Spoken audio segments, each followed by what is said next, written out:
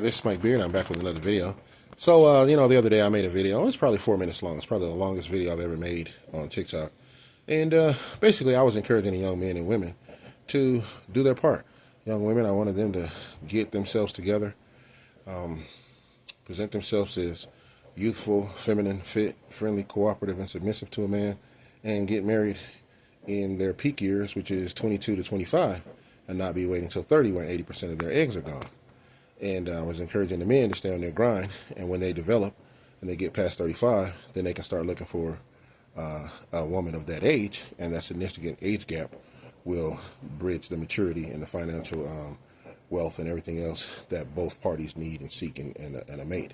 But, of course, I had a naysayer come and attack me talking about, she went right into sign language, and she started talking about me being in the needing to go in the old folks home and being the fact that I'm gray and all that other stuff. Yes, you got to understand, I'm a Generation X man. I'm a pastor. I'm a Bible-based somebody who lived through all the foolishness that you guys have lived twice over.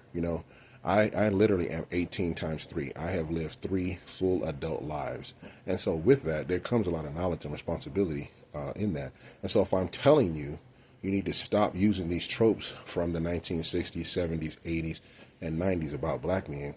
And if I'm telling you that the stats say that black men are at the top of being desirable, if the stats are telling you that black men for the last 23 years have made more money than every year prior to that, if the stats are telling you that black men can marry out at a higher rate than black women, but still yet be married at an 85 or 86% clip, being married, if the stats are telling you that the high value men even still marry at an 87 or 86% rate within the black culture, then the lie that every time they get on with the money, they're going to leave you for a white girl is just not true. So these tropes that you keep talking about aren't substantiated.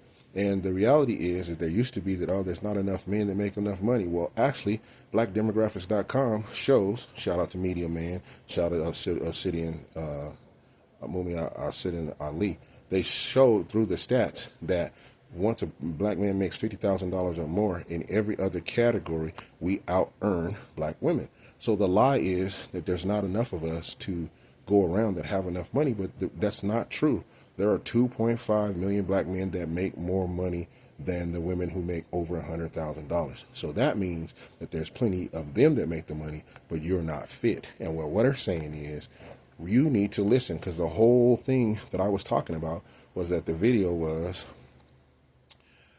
Ugly Money Podcast said the girl won't listen, and she wanted to do 50-50 or wanted to do 100% instead of doing 50-50, and she couldn't see the benefit of having a man there with protection, problem solving, provision, etc. She could only see the fact that, well, if I got to struggle, if I got to be with a man and still struggle, I might as well pay it all by myself. That's that dumb ghetto baby mama logic that was passed down from Big Mama and them over the fact. And somebody else, bitter woman, poison her child and poison the next generation. And so if you look at the Moynihan Report, if you look at the 1986 Bill Moyer video, if you look at where we are now, where we have almost an 80% rate of unwed mothers, that poison has seeped through our culture. And meanwhile, everybody else is getting married. Everybody else still has families. And so the whole argument was the women don't listen and the men are telling you what we want. Now that we're telling you what we want you to give it to us. She attacked me. It ain't gonna change my life. I still have everything I need. I still have everything I want. I'm trying to make sure that these young folks get what they need. So take care.